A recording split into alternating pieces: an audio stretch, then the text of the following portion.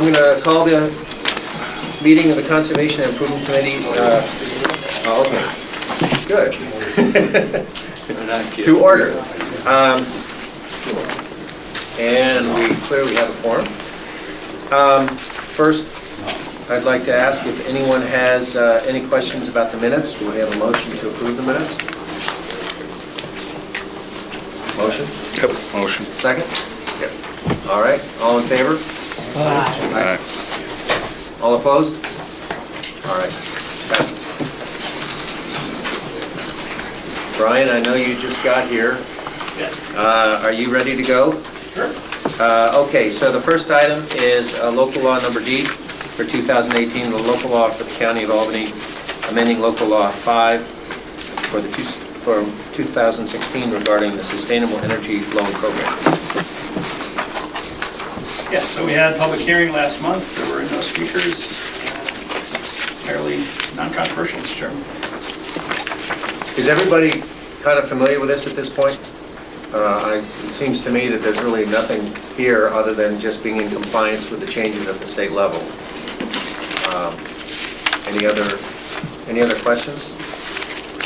I think this was a good program that unfortunately as originally drafted by the state was a little limited, and this new legislation that the state handed down should address that and make it a little more widespread, a little more accessible to folks in our areas. So it should be all positive. Yeah, I agree.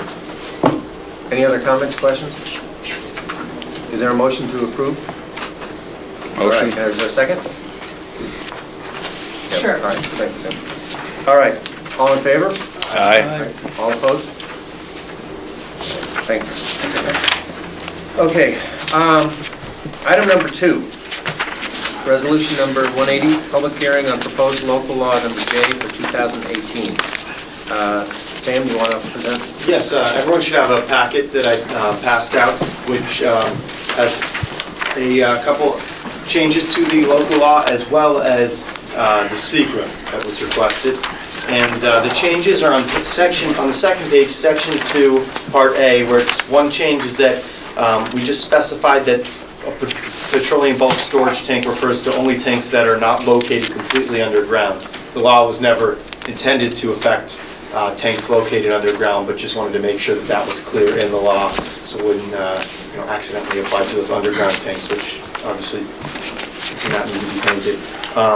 The other change is a change from 500,000 to 400,000 for the gallons for the tanks it applies to. That's because the DEC's definition of a major oil storage facility, MOSF, is 400,000 gallons. So it makes sense to put it in line with that DEC definition.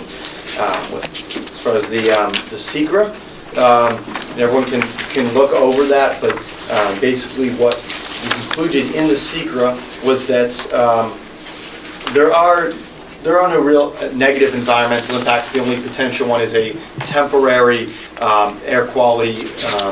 temporary minor air quality change from painting the tanks, because paint does actually create some pollution. Volatile organic compounds. Volatile organic compounds, which I'd like to point out are not the same as benzene and other pollutants that are being put in the air currently by the oil storage. Then there's also a map attached and some information about some of the other major oil storage facilities as permitted by the DEC that are located within the county. Does anyone have any questions on the law, any of the new information? Not new information, just kind of following up on last month. Have you given any consideration to potential changes in coloring with regards to like art, like in South Portland, Maine? We showed you last month that they did a project with the Maine Center for Creativity. It was a major art project. Yeah. And I just wondering if you would give that some consideration, that it wouldn't be a simply one color tank. I do like to look at that, the tank that you showed me. I'm willing to consider it. We'd have to do a little bit more research into whether or not it's possible to.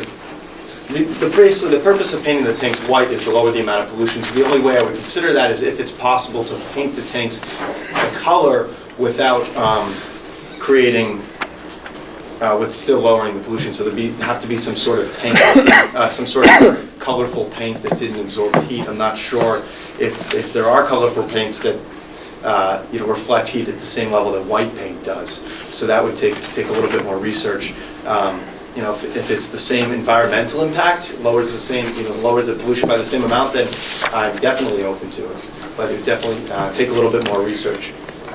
If it turns out that that's the case, the law will always Intuitively, be you'd amended down the probably line. be talking about lighter colors in general.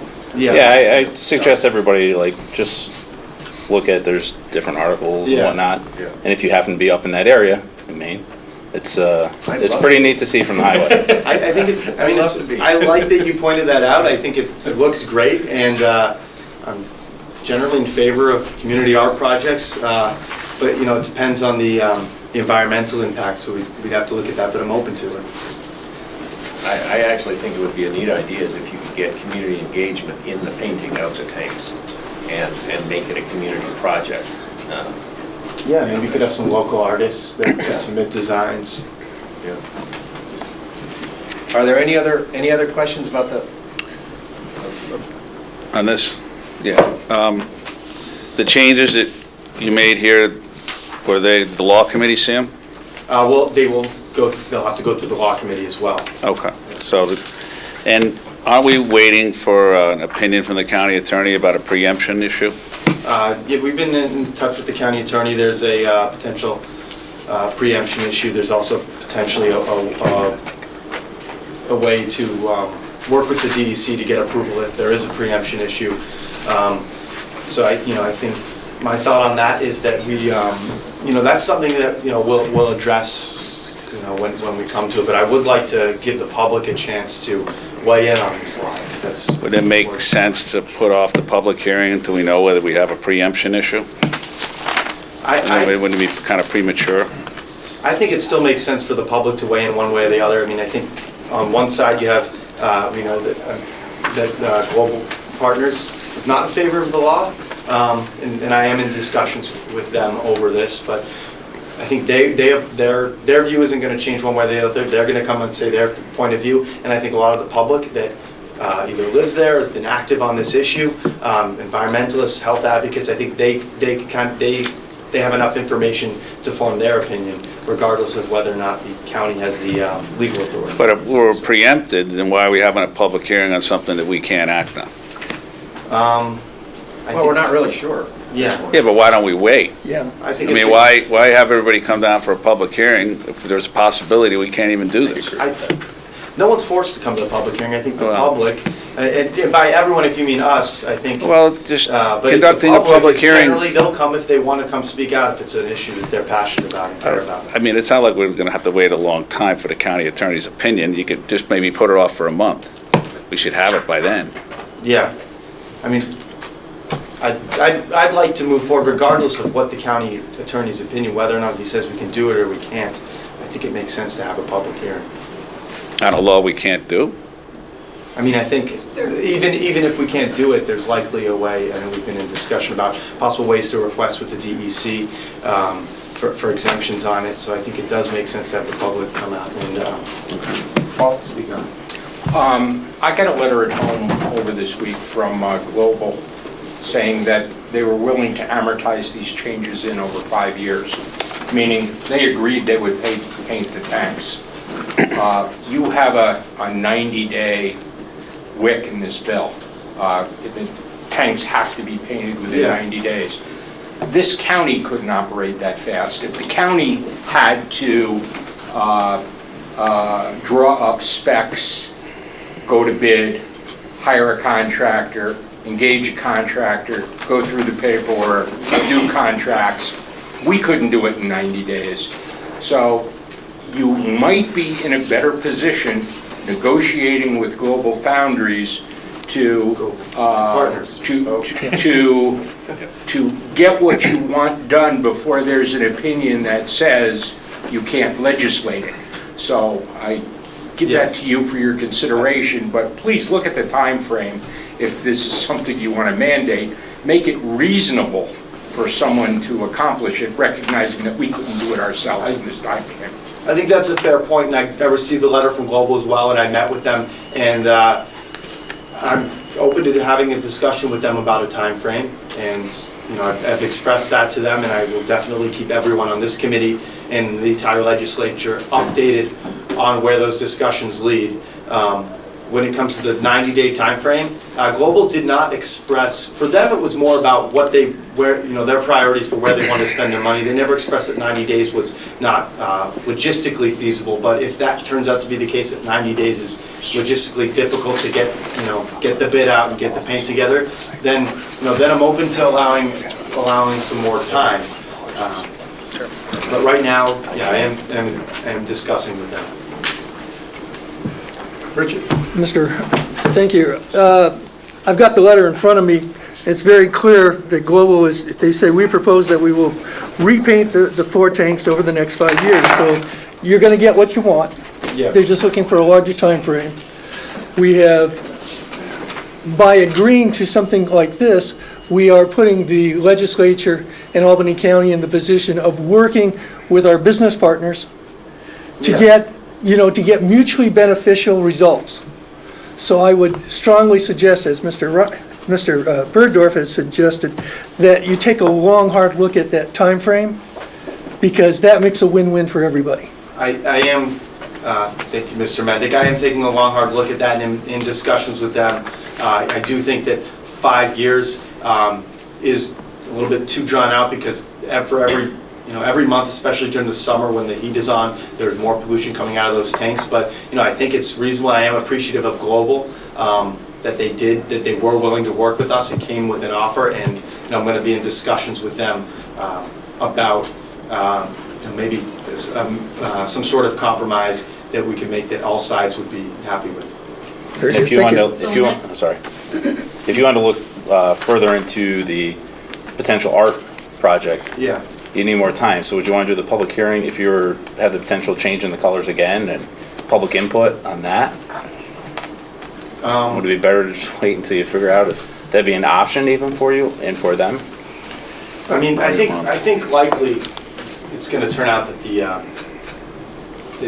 having any colors are going to attract more heat than having white paint. So it's likely, I'm open to that, but likely we will not change in that direction. I don't want to say definitely not, because I do like the idea of having art. I'm not sure, maybe our lawyers would have to weigh in on this, exactly what would constitute the requirement to have another public hearing and what wouldn't. But I think it's a good thing to move forward and allow the public to speak on this, and allow Global to speak on it as well. Allow people to come out, voice their opinions, and we can take it from there. My thought on this is have the public hearing, get the expression of the community, but because Global has already reached out to us and we're going to be reaching back, we can talk about art, we can talk about time, and ideally, in my opinion, we'd come up with some sort of an agreement that wouldn't even require the law. Right. That we'd come up with something that says 2 years, 3 years, whatever. Maybe we do the tank closest to the neighborhood first, as the first one to reduce the localized emissions closest to that community. But to me, that would be a nice outcome if we could actually get there. I think the public hearing is part of the process of getting to that point. Yeah. Just a legal point. Our research indicates that there's a very serious question here about preemption, to Mr. Feeney's point, and that has a direct impact on the seeker. So this committee would be working on an incomplete seeker application, because there is a question as to whether the proposed action requires a permit, approval, or funding from any other governmental agency. So I think the preemption question gets interrelated with this issue as to other permits. It doesn't mean that you couldn't then move forward with your public hearing. But the dangers of going forward on public hearings is that if you have incomplete information and then you actually pass the legislation, somebody just walks into court and say, well, the seeker is incomplete, and therefore you just wasted a lot of time.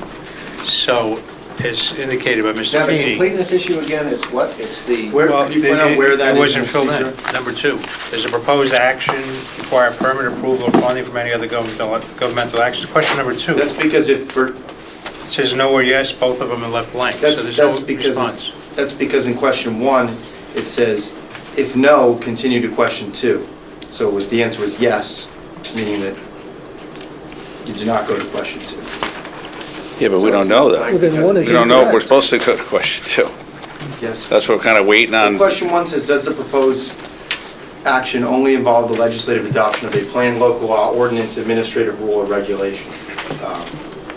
Right, but the problem Yes. is that if it's preempted, it's not, the answer Does not isn't, the only answer is involve- yes, I guess exactly. that's a point. I can tell you that there's a memo attached from Laura, Yeah, Digitano, and she has great Director of skills. but Planning, who confirmed that this was filled out. Here. correctly. She has great, She's she has here. great skills. Laura, you want to comment? Oh, hi, Laura. Let me, she has great skills in doing secret analysis, but the key is that she would need to have that legal analysis, so these questions, again, she would have that in front of her when these two questions are looked at.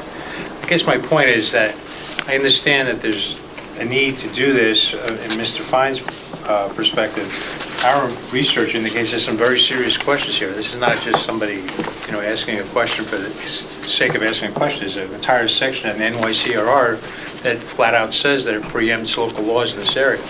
So it'd be I think, you'll be much wiser to wait the month and get that decision from the county attorney's office, so that you're working on whatever the information is that the county attorney provides.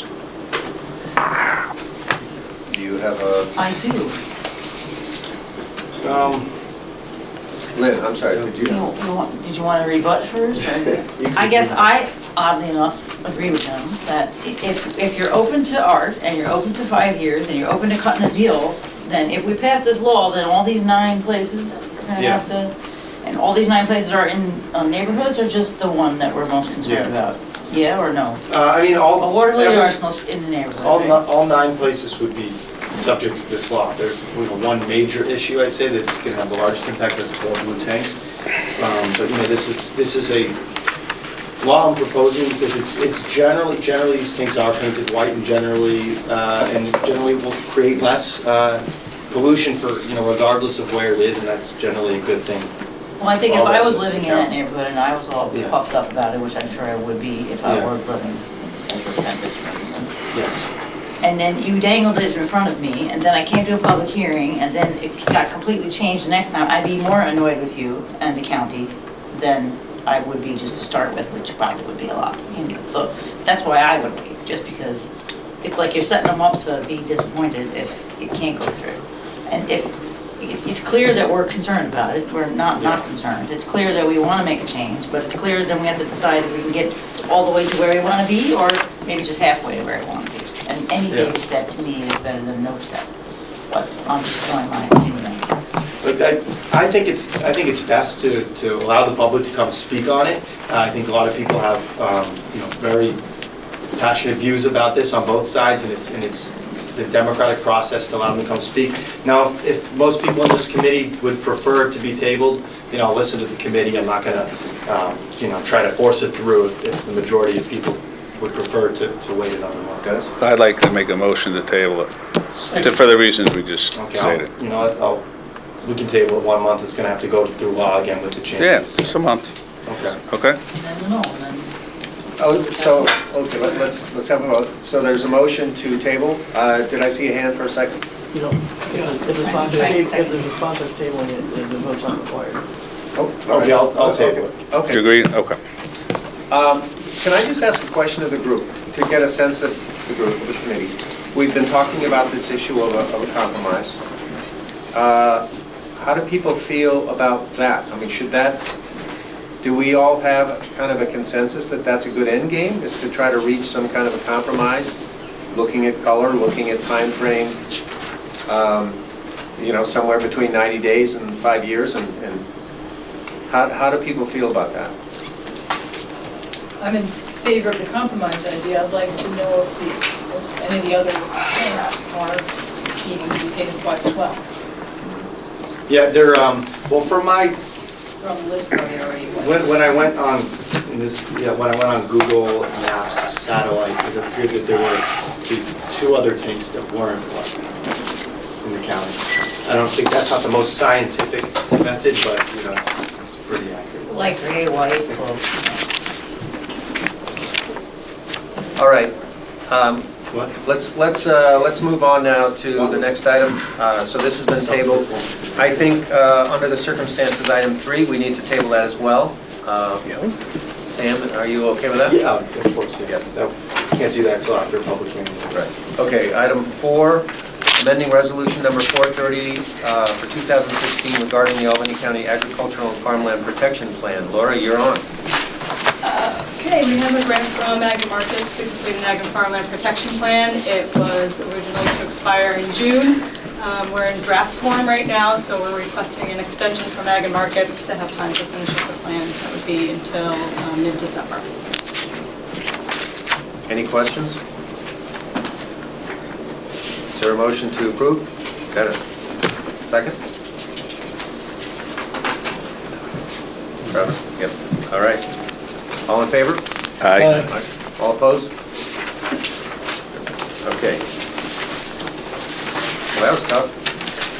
All right, number 5, local law number N for 2018, a local law of the County of Albany, New York, amending sections 1101 of the Albany County Charter and local law number 8 for 1993, as subsequently amended to promote the hiring of an economic development director. I think we have to table that because there's nothing scheduled as far as public hearing. Since the sponsor is not here, I guess we should. Can I just ask a question, Mr. Chairman? Yes. Since one of the sponsors is here, Sam, would you mind if I ask? I'm just kind of curious about what we're trying to get at with this. I mean, it's obvious what we're doing, but I'm just wondering what the larger issue is. In today's job environment, we're seeing sort of the opposite trend with hiring. We're asking for more credentials. You're seeing, more qualified individuals getting, advanced degrees. And I was just kind of curious. I actually reached out to Mr. Drake and asked him the question, and he hasn't responded yet. But I'm just kind of curious what the thinking is behind that. Well, I'll tell you my thinking. I wasn't involved with any of the discussions around proposing this law. The reason I signed on as a sponsor is because I know that we've had an empty economic development director position for a while now, and we've discussed, I think in our caucus many times, about one of the barriers to filling that position we hear is that planning requirement, and that the economic development director is really something that should be different than a planner. It's someone who is a marketer, who has business experience, who can sell the county. It's bring businesses here, and I think that that's one of the things that there's a lot of qualified people out there who could do that, but don't have the planning background. Okay. So I mean, if it makes sense to put, maybe it makes sense to put another set of qualifications there, more business related. That's something I'd be open to, but I don't think planning is the right background there. Although I didn't draft this bill, or wasn't involved in the creation of it, so I can't really speak to exactly what the crafters of the legislation. Are we talking about it, or? Their intent was for them. We can talk a little bit about it. I don't want to. Yeah, I'd just like to be heard on that. Coming from a merit civil service point of view, I have to disagree with the theory that you don't need planning experience to supervise a staff of planning specialists. I used to work for civil service, and we had people who were experts in human resources, but didn't know anything about tested measurements, and were totally bamboozled by the staff that they had to supervise. So this concept of a manager being able to manage everything, I don't think works in this particular situation. So I think we need to really look at what the duties of that position is, the scope of the responsibility of the supervisory chain of command, and I think it would argue for a strong planning component. We had a situation before where somebody who only had a public relations background was being promoted, and the argument was, well, we want to hire a person who has a different set of qualifications, and we don't think the job that we're actually posted for is the job we want. And my position was, well, create a title and a position that has the skills, knowledges, and abilities that are appropriate, but planning is part of this component that supervise an expert planning staff. So I don't know where this argument comes from, but if you look at the details of the job, it just doesn't hold up. I will add, I'm going to pile on, Bert. I don't like this bill because I think the planning function is a good prerequisite. Is it the only one? No, not necessarily. It's a major one. You know, it would be good if you could have somebody who had a planning degree and some other skills, like some of the PR things that go along with economic development. But, as I think Joanne knows, in the town of Bethlehem, we have a planner who is in charge of both, and he does a really good job at it. I think if you are in this county role and you're dealing with Bethlehem and other communities in a collaborative way, dealing with economic development issues, you've got to be thinking about planning and how these things coordinate. You've got to be able to converse with the local town people who do have planners involved in these kinds of activities. So, you know, I think it's good the way it is, unless we want to add more qualifications to it. I don't really believe that we should have a lot of trouble finding planners in the state capital. Plus, I should probably add, for purposes of full disclosure, I am a city and regional planner by education, so. Well, I am not a city or regional planner, but what I wanted to say was, I think particularly at the county level, because there are so many different, we have, you know, so many cities and towns and rural areas, and so, such a vast difference of the kind of people we serve and the kind of needs that they have, that you almost have to have a planning. You can't really be the rainmaker if you don't have a plan for how all the pieces are gonna fit together. You can't bring certain companies in, you can't bring certain developers in, if you don't really know what the impact is gonna be on the rest of the county and the rest of the surrounding area. So I think I agree with everybody here that it should be a part of it. It might not need to be the whole part of it, but it should be a huge part of it. Yeah. All right, Paul? Just an observation. I know I had some discussions with Todd about this. I think the biggest hang-up was that it was in the charter. And, you know, you can tailor a job description. The county executive can make one, civil service can make one. You can still have a county planning department that has an economic development director that has a planning component if you find the right thing. But for virtually no other, I'm not aware of other positions that it's explicitly laid out in the charter so that it becomes a prohibition, so that if you had a great economic developer who may be known, doesn't have a planning discipline, you couldn't even consider them. So I think the idea is that obviously before this legislature hires anybody, they're going to be subject to the advice and consent of the legislature. So all these sort of considerations go into it, but not to be locked in by a charter that requires, you know, is the final word without an amendment of the charter. Yeah, I just want to say one more thing for the record. This issue had been revisited before, and I did extensive background research. One of the arguments that came up at the time was that it was difficulty finding somebody who was willing to accept this position. And my research indicated that there's a vast amount of experience within the state government, and this would be a significant promotion in terms of the actual remuneration.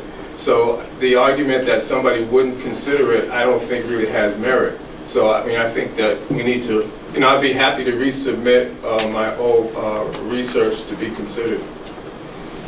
All right, well, I think we should probably break now. I think we've got some hearings to get started at, what time is it? 7:15. 7:15, so yeah. Some of us walk slower than others, so. For that, thank you for all your comments on that last item, but, you know, we will continue that discussion when Todd is present. I'll take it back to Todd. Okay, all right. Is there a motion to adjourn? Second. Second? All right, thank you.